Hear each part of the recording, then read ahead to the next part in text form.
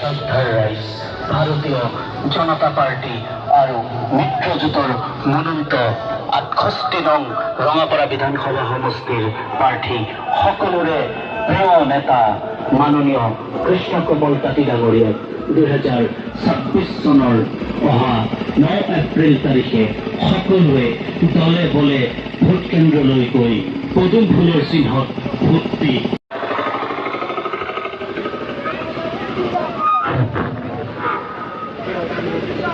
जिंदाबाद जिंदाबाद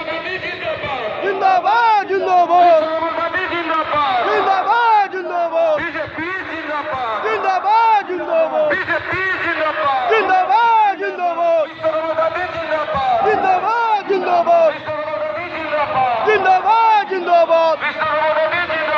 जिंदाबाद जिंदाबाद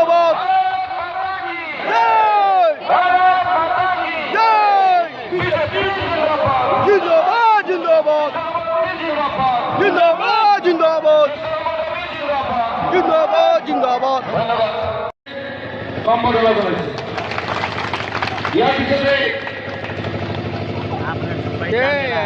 ১০৩ নং গোটৰ সন্মানীয় সম্পাদক ৰমেশ সাহনী দেৱদেৱ ভাওনীয়া বিধায়ক মহোদয় সম্বৰ্ধনা জনাব। ইয়াৰ পিছতে গোলাগাঁও চক্ৰৰ সন্মানীয় গাঁও সদস্য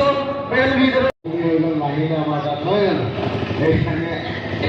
সেইকাৰণে আপোনালোকৰ ওচৰত শ্ৰী চৰণত সেৱা জনাই মই আপোনালোকৰ পৰা আশীৰ্বাদ বিচাৰিছোঁ যাতে ৯ তাৰিখে আপোনালোকৰ আশীৰ্বাদ আপোনালোকৰ মৰম পাই আমি যাতে এই নিৰ্বাচনত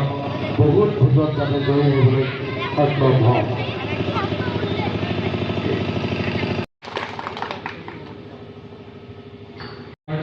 মাননীয় শ্ৰীযুত কৃষ্ণ কমল তাঁতীদেৱে যি বহুমূলীয়া ভাষণ ৰাখিলে আমি মাননীয় বিধায়ক মহোদয় চিলনী পঞ্চায়তবাসী ৰাইজৰ তৰফৰ পৰা আন্তৰিক ধন্যবাদ আৰু কৃতজ্ঞতা জ্ঞাপন কৰিছোঁ। লগতে মাননীয় বিধায়ক মহোদয়ৰ সুস্বাস্থ্য কামনা কৰিছোঁ।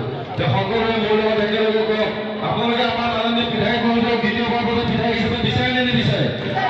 যদি বিচাৰে একেলগে কওক, কৃষ্ণ কমল তাঁতী জিন্দাবাদ। বিচাৰো বিচাৰো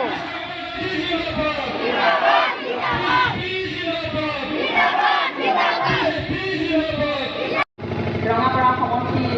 প্ৰাক্তন বিধায়ক তথা আমাৰ